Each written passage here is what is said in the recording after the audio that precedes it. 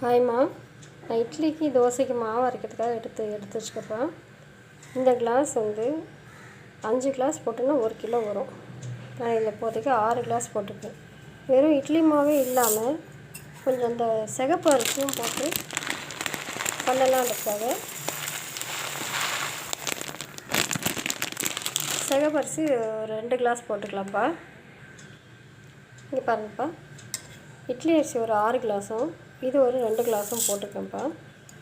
அதே மாதிரி இந்த கிளாஸ்லேயே ஃபுல்லாக வந்து நல்லா குமிச்சு 1 கிளாஸ் உளுந்து பருப்பு போடுவேன். இப்போது இது கூடவே நம்ம வந்து சும்மா ஒரு ஸ்பூன் அளவுக்கு வெந்தயம், அரிசியும் வெந்தயமும் முதல்ல ஊற வச்சிடணும். ஏன்னா அது வெந்தயம் ஊற கொஞ்சம் நேரம் ஆகும். அதுக்கப்புறம் நம்ம வந்து உளுந்து வந்து அந்த நல்லா அரிசி ஊறிட்டு அரைக்கிறதுக்கு முன்னாடி ஒரு அரை மணி நேரம் ஊற வச்சா கூட போதும்ப்பா, நல்லா ஊறிடும். என்னோடய சேனலை சப்ஸ்கிரைப் பண்ணுங்கள், வாட்ச் பண்ணுங்கள், கமெண்ட்ஸ் பண்ணுங்கள், லைக் பண்ணுங்கள், ஓகேங்களா? இப்போது அடுத்து எல்லாம் ஊற வச்சுட்டு நல்லா ஒரு 4-5 மணி நேரம் ஊறணும்ப்பா. அரிசியும் இந்த வெந்தயமும் நம்ம வந்து அந்த அரைக்கிறதுக்கு முன்னாடி நம்ம ஒரு அரை மணி நேரம் முன்னாடி மட்டும் உளுந்த ஊற வச்சுக்கலாம். பாருங்கப்பா, அரிசியும் வெந்தயமும் ஊற வச்சாச்சு. நல்லா ஒரு 4-5 மணி நேரம் ஊறட்டும். ஊறினோன்னா அதை அரைக்கிறதுக்கு முன்னாடி ஒரு அரை மணி நேரம் முன்னாடி உளுந்து ஊற வச்சிடலாம். உளுந்து ஊற வைக்கும்போது உங்களுக்கு காமிக்கிறேன். இப்போ பாருங்கப்பா, மாவு கரைச்சி வச்சாச்சு. நல்லா அரிசி நல்லா ஒரு 8 மணி நேரம் நல்லா ஊறிச்சு. நான் வந்து உங்களுக்கு உளுந்து ஊற வச்சு காமிக்க மறந்துட்டேன். மாவு நல்லா வந்து ரெடி ஆகிடுச்சுப்பா. இதை ஃப்ரிட்ஜில் வச்சுட்டு காலையில் நம்ம எடுத்து ஊற்றலாம். நான் எப்போதுமே அரைச்ச உடனே ஃப்ரிட்ஜில் வச்சுருவேன். ஏன்னா என் கை ரொம்ப புளிச்சிருன்றதுனால. பாருங்கள், இந்த அளவுக்கு தண்ணி ஊற்றிருக்கேன் நான். இது காலையில் கரெக்டாக அந்த பக்குவத்துக்கு வந்துடும் உங்களுக்கு, ஓகேங்களா? இங்கே பாருங்கப்பா, ஃப்ரிட்ஜில் வச்ச மாவு. ஆனால் நான் மறுநாளே இதை எடுக்க முடியல. அதுக்கு அடுத்த நாள் தான் இதை ஓப்பன் பண்ணேன். இட்லி ஊற்றலான்னு எடுத்தேன். எவ்வளோ நல்லா புசு புசுன்னு பொங்கி வந்துருக்கு பாருங்கள். இட்லி ஊற்றலாம். பாருங்கப்பா, இட்லி ஊற்றுறதுக்கு எடுத்து வச்சுருக்கேன். சும்மா ஒரு 2 கிளாஸ் தண்ணி ஊற்றி வச்சுருக்கேன். இது வந்து ஸ்டவ் ஆன் பண்ணிட்டேன்.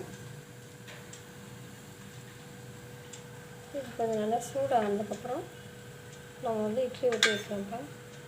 இப்போ இந்த தட்டிலலாம் எண்ணெய் போட்டு கொஞ்சம் லைட்டாக தடவி வச்சுட்டேன். பாருங்கப்பா, இட்லி ஊற்றியாச்சு, மூடி வச்சுருக்கேன்.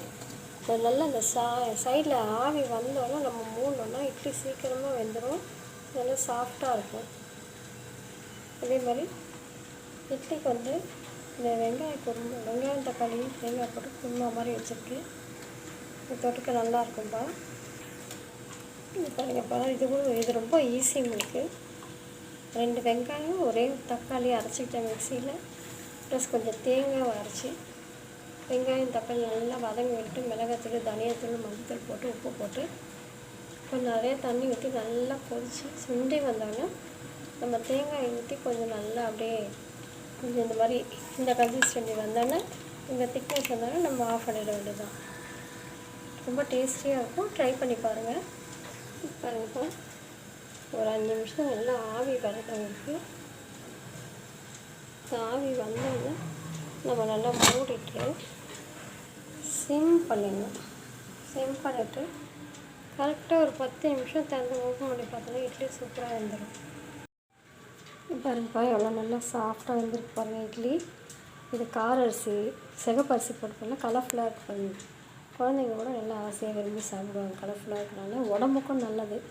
எப்போதும் நம்ம இந்த புட்டு தான் பண்ண முடியும் இல்லைங்களா?